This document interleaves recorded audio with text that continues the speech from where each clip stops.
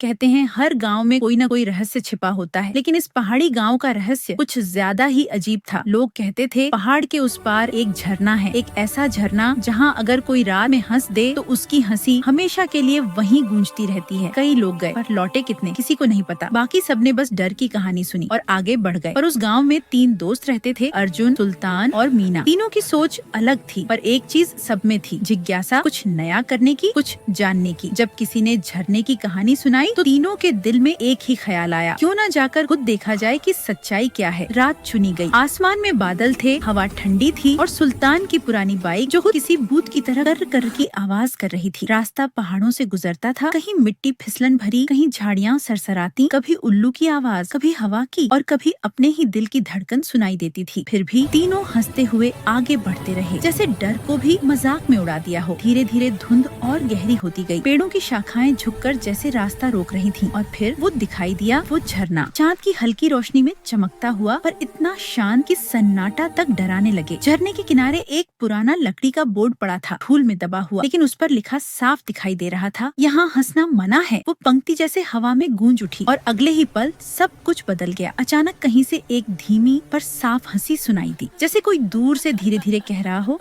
हाँ हाँ हाँ। तीनों के कदम वहीं थम गए। हवा अब ठंडी नहीं सर्द लगने लगी थी और झरने की धार अचानक उग्र हो गई, जैसे कोई अनदेखी ताकत जाग उठी हो। झरने के पीछे से नीली रोशनी झिलमिलाने लगी। वो रोशनी किसी गुफा से आ रही थी। तीनों ने एक दूसरे की तरफ देखा और फिर कदम बढ़ा दिए। गुफा अंधेरी थी, पर अंदर कुछ चमक रहा था। दीवारों पर अजीब निशान उकेरे गए थे और पत्थरों के बीच छोटे दीपक जल रहे थे। बीचों बीच एक पुराना आसन था, ऐसा लग रहा था मानो कोई अभी अभी वहाँ बैठा हो। हवा का झोंका आया और सारे दीपक एक साथ बुझ गए। अब बस कैमरे की छोटी टॉर्च से ही रोशनी थी और तभी फिर वही हंसी गूंजी, इस बार ज्यादा करीब से, इतनी ज्यादा करीब से कि दिल की धड़कनें सुनाई देना बंद हो गयी। टॉर्च की रोशनी में एक आकृति उभरी, लंबी दाढ़ी, फटे कपड़े और आँखों में अजीब सी चमक। वो आकृति धीरे धीरे करीब आने लगी। हवा में अगरबत्ती की हल्की खुशबू घुल गई, पर साथ ही कुछ था जो बेचैन कर रहा था। फिर एक धीमी सी आवाज आई, डरो मत।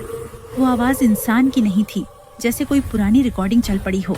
अगले ही पल आकृति गायब हो गई, बस गूंज बाकी रह गई। जो हंसा वो यहीं रह गया। गुफा की दीवारों पर शब्द खुद ब खुद उभरने लगे।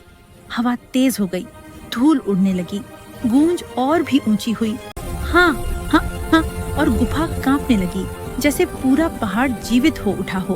तीनों भागने लगे, लेकिन रास्ता बंद था। दीवारें जैसे सिकुड़ रही थीं। झरने की गर्जना कान फाड़ देने वाली थी। फिर अचानक एक पत्थर खिसका और गुफा की छत से धूल गिरने लगी। उसके पीछे एक छोटा रास्ता था। तीनों उसी ओर दौड़े और किसी तरह बाहर निकल गए। बाहर हवा बदल चुकी थी। रात की ठंडक अब सुबह की हल्की गर्मी में बदल गई थी। सूरज की किरणें पहाड़ की चोटियों को छू रही थीं और झरना फिर से शांत था। जब उन्होंने पीछे मुड़कर देखा, वो गुफा अब वहाँ नहीं थी, बस झरना था और उसके किनारे एक नई पट्टी टंगी थी। सच्चा डर बाहर नहीं, अंदर होता है। तीनों थके हुए मगर मुस्कुराते हुए गांव लौटे। लोगों ने पूछा, भूत मिला क्या? उन्होंने बस मुस्कुराकर कहा, हाँ, पर वो भूत हमारा डर था। सुबह तक ये खबर पूरे गांव में फैल गई। किसी ने कहा ये तीनों बहादुर हैं, तो किसी ने कहा पागल। पर तीनों को फर्क नहीं पड़ा, क्योंकि अब वो जानते थे हंसी ही डर का सबसे बड़ा इलाज है। लेकिन कहानी यहीं खत्म नहीं हुई। उस रात जब अर्जुन अपने घर लौटा और नींद में डूबा ही था, तो खिड़की के बाहर से वही गूंज फिर सुनाई दी, हाँ हाँ हाँ। वो उठा, बाहर देखा, कोई नहीं था, बस हवा चल रही थी और दूर झरने की दिशा में एक हल्की नीली रोशनी फिर से चमक रही थी। वो मुस्कुराया और बिस्तर पर लौट गया, पर झरना